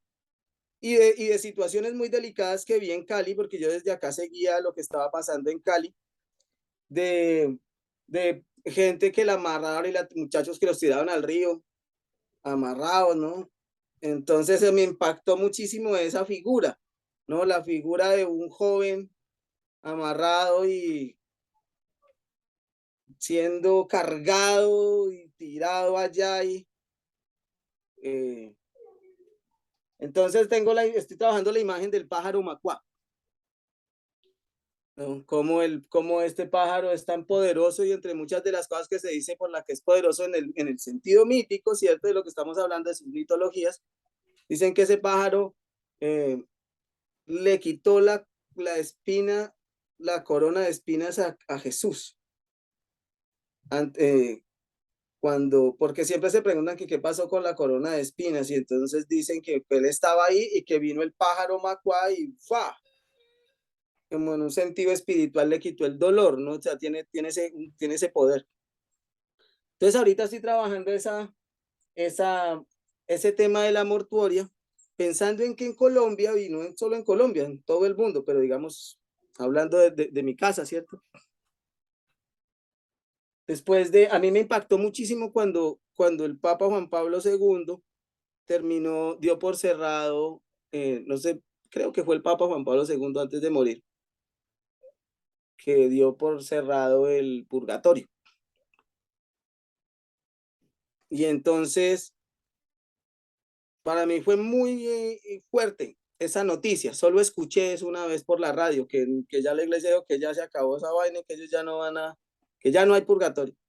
Entonces, para mí fue muy impresionante, porque yo tenía la idea de que allá estaban que ellos eran los administradores de las almas, por decir así, ¿cierto? El ejército es el administrador de las armas y la iglesia es administradora de las almas. Entonces, ellos se encargan de los muertos, de los responsos, de rezar, de ver quién va para donde Dios, quién va para el infierno. Pero si ellos dicen que se cerró eso, entonces toda esa gente, todas esas almas que están allá, ¿qué va a pasar con esas almas? No van a volver a rezar por ellos, como es que se cerró. ¿Y qué va a pasar con todo eso? O sea, todo ese, digamos, ese pueblo tan grande de almas que van a entrar a reencarnar y cómo van a venir. Y si están todos bravos y todos así tristes y tal, y nos mataron y no sé qué, los descuartó esa vaina que ha pasado tan atroz. O sea, todos esos van a reencarnar bravísimos. Y si reencarnan bravísimos, esos son los ejércitos del mañana. O sea, pues estamos produciendo gente con tendencia a ser Terminator, Como lo que está pero, pasando en Rusia. por cantidad, ¿cierto? Porque esos mueren y mueren ahí, esas energías, eso no es que se fueron para donde Dios sea, Dios los tiene sentados. No, esos son energías que vuelven y salen otra vez. Porque esas son almas que esto es un lugar de inmortales como Highlanders. Y vienen otra vez bravos y vuelven y salen con más fuerza. Son teorías, digamos así, pero pues yo hablo de eso porque he acompañado mortuorias, pensando siempre que el espíritu trascienda, porque se puede iluminar estando en el lugar en donde esté. Entonces ahorita con la novela estoy tratando estoy intentando hacer como un ensayo de cómo sería para que millones de almas, de seres, de espíritus, ¿no? Que estaban en un lugar y ya ese lugar no está, entonces todos quedaron ahí. ¿Cómo hacer para que ellos puedan subir, irse masivamente, ¿cierto? Y digamos, descansar un poco gravitacionalmente, digamos así, etéricamente, la memoria del mundo, el dolor del mundo, el karma del mundo. Si en una familia cuando se muere alguien y se queda ese frío, es complicado, ¿sí? Se queda el olor del muerto, se queda en la casa, tal. Si eso es complicado, ahora cómo será más y más y más y más y más y más gente que además no se le hace nada porque es difícil entrar a hablar con el muerto. Eso no es algo que esté socialmente, digamos, para nosotros tratado así porque somos más una comunidad más conservadora. En Cuba, en Haití, en sí, otros países, el México, ¿cierto? El muerto está ahí presente y tan, pero para nosotros no, para nosotros todo, todavía es un tabú y a veces raya con el malestar, ¿no? El muerto. Entonces ahora estoy en ese intento que la misma energía, digamos, de sentar y tocar pueda ir ahí en el texto para que estos personajes ligados a la historia de los gigantes, estoy trabajando la gigantía.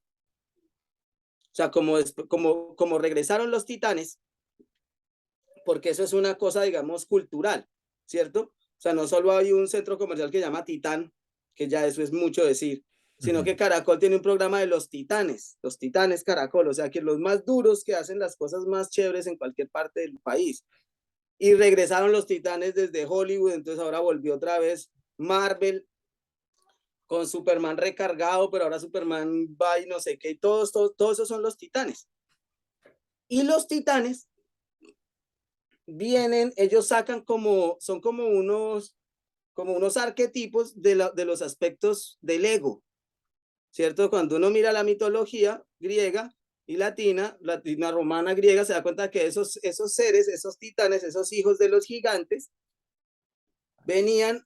sacaban ese aspecto del ego, ese aspecto de la grandeza, de la autoimportancia, ¿sí? La metrosexualidad, digamos así, la el ego, eso es un arquetipo de esa manera narrativa. Nosotros venimos de esa manera narrativa, ¿cierto? Somos melodramáticos. Venimos de las novelas, venimos de los personajes fantásticos, venimos de todo eso. Pensando en que ellos despertaron y que ahora en el amanecer se despierta todo eso y se promociona eso, porque eso también hace parte del ejercicio, es importante que podamos reconocer la gigantía que está despertando, porque si despiertan los titanes, no solo culturalmente en el relato, sino que se promociona esa energía, los gigantes, o sea, los padres de ellos, como los Nephilim o los Neflis, digamos, si estos gigantes, estos emporios, pero eso no solamente pasa afuera, eso pasa aquí. Aquí podemos tener pensamientos gigantes. El drama seguiría siendo si el gigante se come al humano. Sí, es decir, si yo tengo un pensamiento que supera el límite, que es un pensamiento de gigantía, pero ese pensamiento me saca del centro, me marea, me mete en un delirio, esa misma energía que es más grande me come, ¿cierto? Decía Borges, en el jardín de los senderos que se bifurcan, decía Richard Madden, el capitán Richard Madden, todo hombre que va a desarrollar un acto atroz, dice ahí en la novela, yo le quité la palabra atroz para pensar lo que yo iba a pensar, pero digamos, siendo honestos con Borges, dice, todo hombre que va a iniciar un acto atroz debe creer que ya lo hizo. Todo aquel que lo va a iniciar debe creer que ya lo concluyó. Si no lo realiza en la causa, no se realiza en el efecto. ¿Cierto? O sea, tiene que hacerlo todo en la causa. Y en la causa tiene que estar el efecto. Si lo va a hacer, tiene que hacerlo, o sea, creyendo que ya lo realizó. ¿Cierto? Así es un ejercicio mágico también. En la sierra, digamos, ahí para llegar ahorita al paso. Dicen en la sierra que un abuelo iba a cazar, ponía la trampita para cazar ñeque, o tan, sí, para llevar la comidita, y entonces nunca cazaba, nunca le cogía nada. Entonces fue donde un mamo y le preguntó y el mamo le dijo que era que él, mientras estaba poniendo la jaula, la trampa, estaba pensando en eso. Entonces el animal escuchaba los pensamientos y no iba a la trampa. Que tenía que pensar en eso antes de ponerla. Cuando estaba en la casa, allá tenía que pensar en eso. Cuando la estaba poniendo, tenía que pensar en otra cosa.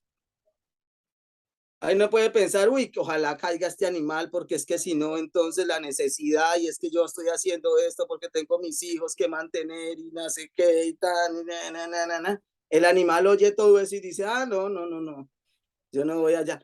Pero si entonces le dijo, no, cuando va a ponerla tan, cante, contento, qué alegría, qué bonito este día, qué bueno, qué tal, piense otra cosa, porque entonces el animal escucha eso y como es eso que piensa, eso que dice, encanta el objeto, el imán, lo imanta. Pero si imanta el objeto de queja y de necesidad y de angustia y tal, el animal eso ahí no viene porque eso lo repele.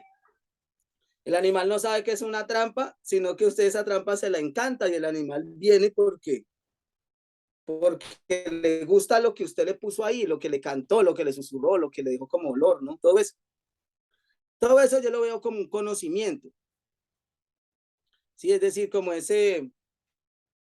como el salto al arte, a la locura propia. A mí me mandaron 3 veces al psiquiátrico cuando estaba en Cali. Y la última ya fue como contundente, de que tenía que dedicarme a la obra, dedicarme a la obra. Si no, es todo eso, todo el relato se iba a colapsar. Entonces, dedicarse a la obra fue asumir la locura propia, o sea, asumir que sí, puede ser una locura querer atravesar el canal de la Mancha a nado, ¿no? Pero una mujer fue y lo atravesó y luego lo atravesó varias veces, ¿cierto? Al principio era una locura, pasarse las Torres Gemelas en una cuerda, es como una locura, pero este señor fue y hizo la vuelta y consiguió los amigos y subió el cable y lo puso y la hizo, ¿no? Y queda ahí inscrita. Y eso como en Cali decimos que el que lo baila es el que lo goza. Y a uno nadie le quita lo bailado, decimos en Cali. Nadie le quita lo bailado. Entonces, si yo me mando a tocar y me canso, pues no pasa nada. Me voy para mi casa a las 40 horas o 50 horas, no va a pasar nada. Por ahí la gente hablará un tiempo, un rato y ya, pero no pasa nada. Pero si de pronto no me canso y de pronto sí logro hacer esto, no es porque me paguen, ¿cierto? No es porque alguien me diga algo o no. Yo aprendí eso también de niño, no es para el ojo, sino por el conocimiento propio, porque de ahí sale algo que es nuevo y que a ese sí puede alimentar como a más gente, ¿no? A mí Mm, me ha pasado así, ahorita estoy en ese ejercicio yo quería, y preparándome para tocar otra vez. Sí, sí. sí, bueno, son bastantes cosas, muy interesante lo de la novela, bueno, poderla leer alguna vez, me parece muy interesante. Tenía por preguntar también como en las paradojas, ¿cierto? Como que siempre en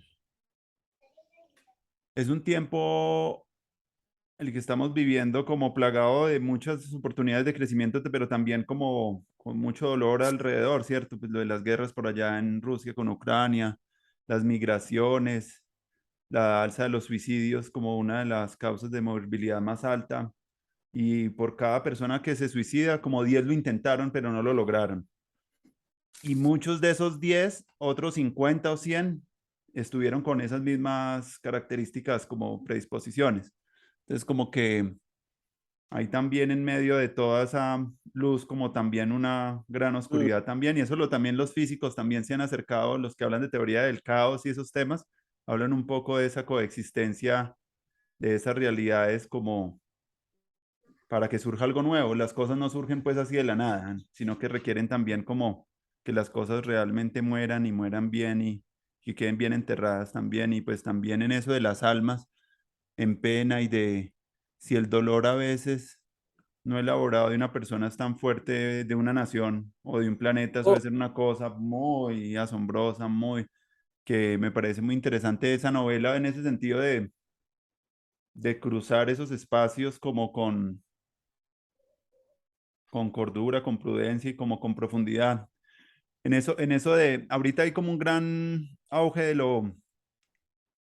la necesidad de conectar como con la ancestralidad, con los rituales, con cuál sería la sombra de todo eso, cuál sería como los peligros también de esto, porque también y vas, tiene hartos. Una sería bueno hablar un poquito de eso, para que redondeemos, pues también esto tiene como un formato, entonces para que también se vuelva en la audiencia, pues me gustaría solo hablar de eso porque, bueno, porque sé que tú has caminado, has tenido como las experiencias y yo sé que también hay, tú hablaste ahorita de uno de ellos que de pronto una gran abundancia de cosas sin obra pues se va convirtiendo en un delirio, en una cosa que puede ser como también muy esquizofrénica para las personas, pero por el otro lado, eh, una de las cosas pues que ahorita que se habla en Colombia con este nuevo gobierno de valoración de los saberes ancestrales, el conocimiento local, no solo es el saber, sino también son qué tipo de sujetos encarnan ese tipo de saberes y cómo sería esa relación, no solo el objeto del conocimiento, sino quiénes y cómo están portando eso, con qué cosas para evitar también pues lados que sean pues preocupantes, como que también pues se han abordado en algunos espacios. ¿Qué reflexión de pronto te amerita a ti a nivel político y también para, para, para mirar eso como, atravesar eso como con la conciencia siempre atenta de que hay malos usos también de ese conocimiento ancestral por parte de los urbanos? claro. Sí, mira que he visto que tenemos una sombra grande yo lo llamo el delirio. De pronto no es lo mismo, digamos, no en el sentido técnico, psicológico o clínico, psiquiátrico, ¿sí? Me refiero al delirio como lo que llamamos popularmente como empelicularse, Ujú, ¿cierto? Empelicularse, es decir, que empieza a haber la apropiación, el ejercicio de apropiación en la creación de la subjetividad, el ejercicio de apropiación es muy grande cuando hay un efecto, eh, digamos, hay un impacto en la creencia espiritual, en la fe, ¿sí? En esa dimensión. Eso tiene una cosa que yo he visto que es un gancho de esos saberes, mm, ¿cierto? Y es que es distinto que, digamos, nos expongamos a un texto y lo leamos y hagamos un análisis, y otra cosa es que nos tomemos un poquito de algo, o nos soplemos el rapeo, el murundí, o sea, puede que nos descapitalice, ¿cierto? Es decir, que nos quite que el control de la cápita, de la mente, de la razón, de nuestra aparente condición de sabedores, nos la quite y no sabemos en qué quedamos y terminamos de rodillas con un impacto grandísimo emocional, ¿cierto? O sea, ese poder de la ancestralidad me parece que tiene una sombra muy grande para nosotros lo que llamamos, lo que llamo ese delirio místico, que he visto que viene fuertemente y que se manifiesta cuando hay más conocimiento hay más, está más instalada, el discurso informativo está más instalado, ¿sí? Que el enunciado natural del ser, mm, ¿sí? Entonces la persona, he visto muchas personas, digamos, que llegan a estos lugares, a estos aprendizajes, como los abuelos dicen, como son plantas de medicina, naturalmente llegan enfermos. Entonces, al poner un círculo de palabra o llegar una maloca o venir una planta, empiezan a llegar personas que tienen asuntos diversos por los que están desequilibrados en su vida. mm, El equilibrio que eso genera, que además es directo, porque la persona va y toma remedio y siente directo, ¿cierto? O escucha una palabra de consejo, participa en una danza, le soplan remedio, toma chicha, tiene un efecto directo. Mm. Entonces, si la persona sabe menos de sí misma, ¿sí? Y lo que sabe de sí no lo tiene organizado, no está dulce, no está tranquila, entonces empieza, me he dado cuenta, ¿no? En muchas ocasiones las personas que, digamos, yo en mi caso personal he acompañado dos en el psiquiátrico, que me fui dando cuenta cómo se fue estableciendo eh, la característica del delirio, ¿cierto? Entonces, se adquiere, entra un poder adquisitivo, un poder digamos, de cazador, de adquirir conocimiento. Entonces voy a un sitio, adquiero conocimiento. Luego viene un aspecto, que todos esos son aspectos del mareo, pasan por la cultura, pasan por la moda, pasan por el nombramiento, pasan por una serie de elementos, ¿cierto? Entonces luego me empiezo a poner cosas. Pues ya luego no solo me pongo cosas, sino que ya no me llamo así, me llamo de otra manera y hago otras cosas que no hacía antes. Y así, en, esa, en ese ejercicio de apropiación, ¿sí? Que a veces parece una miscelánea, hay un momento donde cada uno de esos elementos está impactando en la persona, todo eso que la persona tiene internamente. Y eso hay un momento donde sale. Y cuando sale, queda presa de una serie de, digamos, de conocimientos localizados, pero que son externos. ¿Sí me hago entender? Mm. Entonces a mí me ha pasado y he visto, lo digo conmigo mismo, Mm. la promoción de otredades, una promoción impresionante de otredad, ¿sí? Es decir, de llamarte de otra manera. Entonces, si yo conozco los hermanos de la sierra, los del Amazonas, los del Baupés, y en cada una de esas partes fácilmente me llamo de otra manera, ¿cierto? Tuve ahora el caso de un mamo que me encontré muy querido y entonces me dijo que yo me llamaba Luis, Luis Montero, y que era igualito, como la reencarnación de un mamo en la sierra que le llamaron Luis Montero, Jate Luis, y que fue un mayor mamo de mamos, y que él murió hace como 70 años, y entonces cuando yo entré a esa maloca estaba en oscuro, no se veía nada, y yo solo entré y saludé, y el mamo, un mamo que estaba ahí dijo, llegó el Jate Luis. Y él dice que por la voz, por el tono de la voz, luego me miró los lunares, luego me miró las canas, luego me escuchó hablar, me dijo, sí, efectivamente usted es el Jate Luis. Ahora, otra cosa es que yo me ponga a decir a la gente que yo soy el Jate Luis. Me pasó que como hay personas que me llamaban y me decían, aló, buenas tardes, el señor Luis, y yo le decía, no, no está. Y le colgaba. Porque hay gente que puede pensar eso, ¿sí? Entonces, yo me he dado cuenta que el delirio místico es un gran problema en el sentido en que tenemos más instalada, está instalado con mayor fuerza los conocimientos o algunos conocimientos, algunos conceptos y prácticas de los pueblos que hacen que la gente vaya hacia sí misma. Pero la gente en la sociedad todavía no tiene establecida, digamos, como una ley de origen propia para ordenar su relato y poner los del resto del mundo en algún lugar en el que les sirva. Ujú. Sí me hago entender porque a mí no, pues yo no le puedo ir, yo no le puedo salir a la madre con lo que me dijo el mamo, ni con lo que me dijo el taita, ni con lo, Mm. no se puede, ¿cierto? O sea, tiene que ser que yo esté aquí conmigo y que además sepa que está la sierra, que está el Amazonas, que está el Cauca, que están los orichas, que está, pero no tener en orden el conocimiento propio, o sea, no estar iniciados, eh, no tener una iniciación acorde entre lo ancestral y lo urbano. Por eso nosotros hemos hablado del urbano ancestral, digamos, yo creo como para ir redondeando, ¿cierto? Mm. Lo urbano ancestral como una palabra o una manera o una mochila, un territorio para pensar cómo mezclar esas expresiones de lo ancestral que se dan en lo urbano sin que choquen, ¿cierto? Que se amisten y a la vez que esto ancestral le permita al urbano verse como ancestral, ¿sí? porque parece que lo ancestral fuera lo antiguo y que Ah, lo de ahora es lo contemporáneo, lo moderno, y eso no es ancestral. Pero ah, resulta que lo moderno y lo contemporáneo también es ancestral, también tiene ancestro, porque todo, o sea, todo esto es el discurso el que ha separado ah, de acuerdo. la forma de historicidad.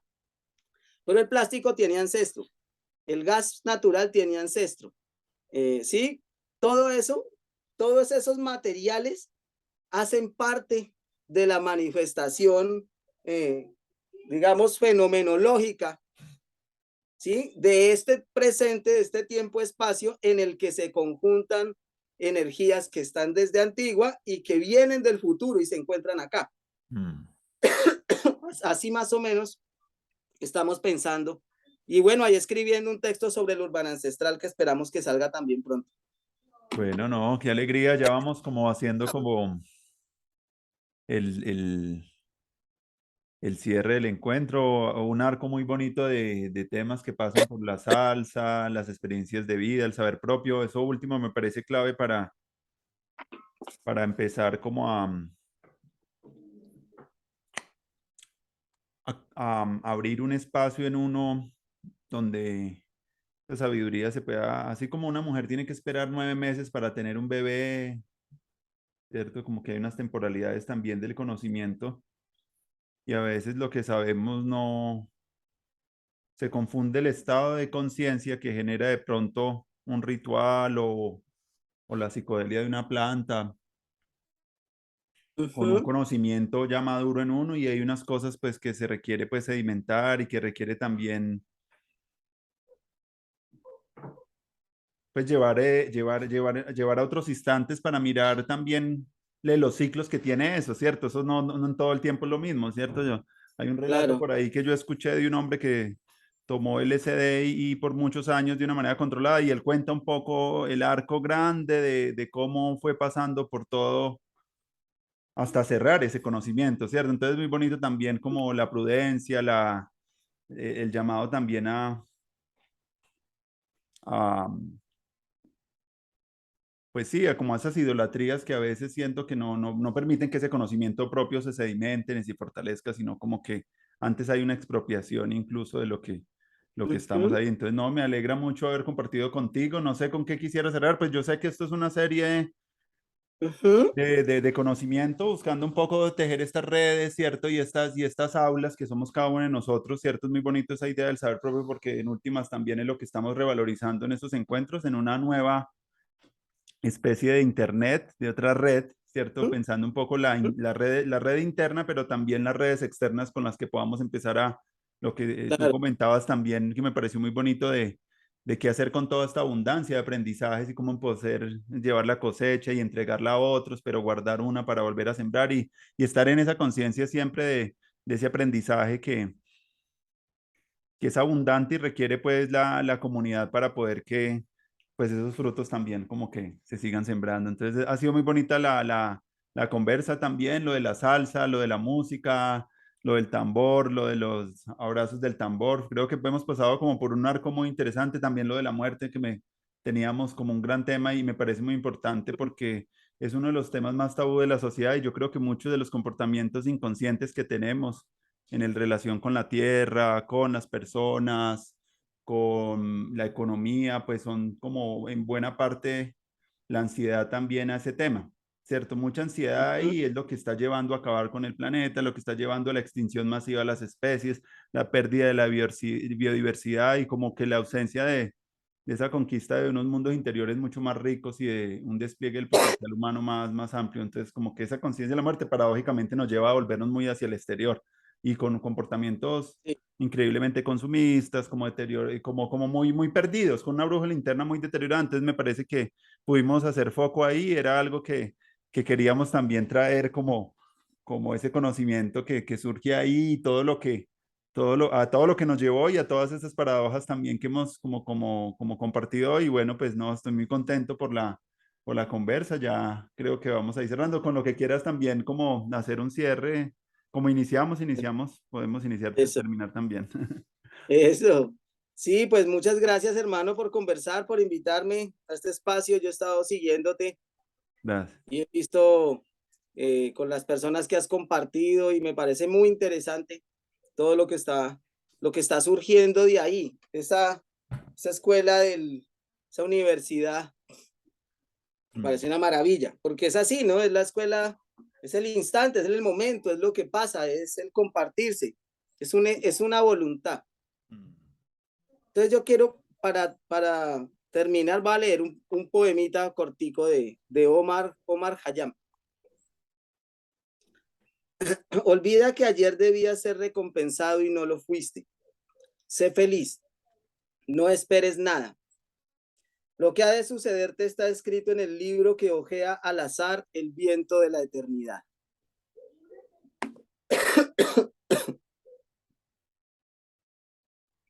Sí, qué alegría, hermano, y ahí estamos pendientes para la fiesta.